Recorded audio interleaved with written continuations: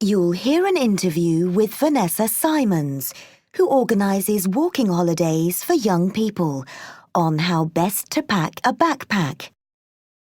For questions 9 to 18, complete the sentences. You now have 45 seconds to look at part 2.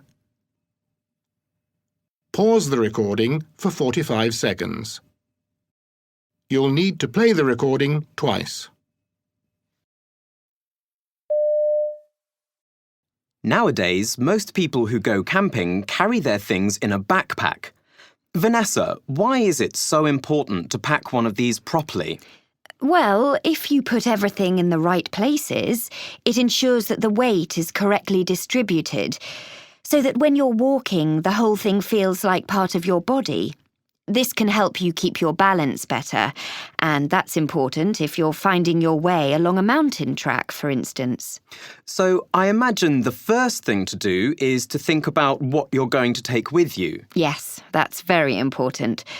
I'd suggest sitting down somewhere quiet and drawing up a list of everything you're likely to need, making sure you include essential items like water and a first aid kit.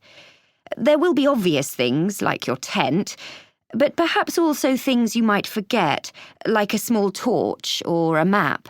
And you'll have to make your mind up which clothes you'll want with you. Definitely. But it's best to do that once you've had a look at the weather forecast for the part of the country you're intending to go to. It's no good taking only summer clothes if you're heading for a mountain area where it could rain or suddenly get cold. So it's best to take things to keep you warm and dry, even in summer. Yes, you should always take a warm sweater with you.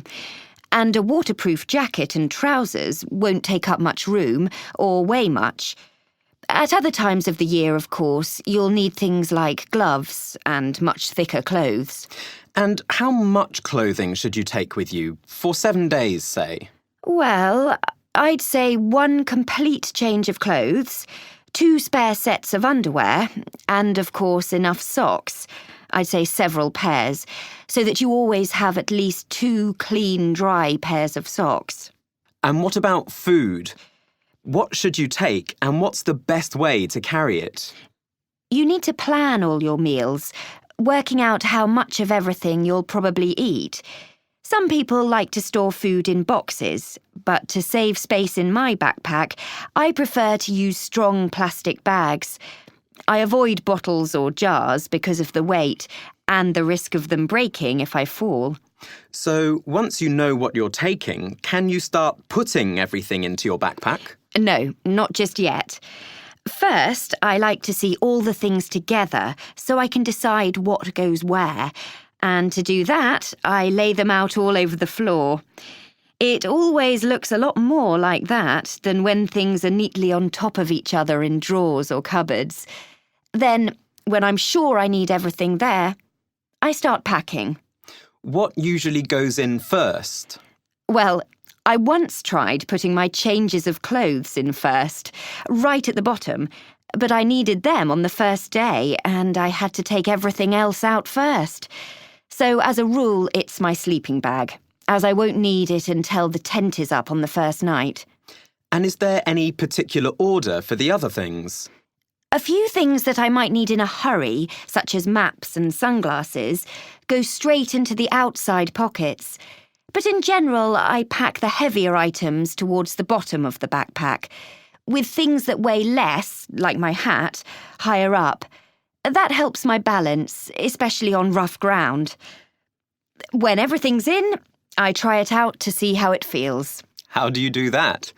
I put it on for a while and move around. Walking round the house and the garden isn't really enough to get a proper idea of what it'll be like, so I go to the local park instead. People must think I'm mad, going round there with a great big pack on my back. But I'd rather do that than find out on a steep mountainside that it's uncomfortable, or simply too heavy.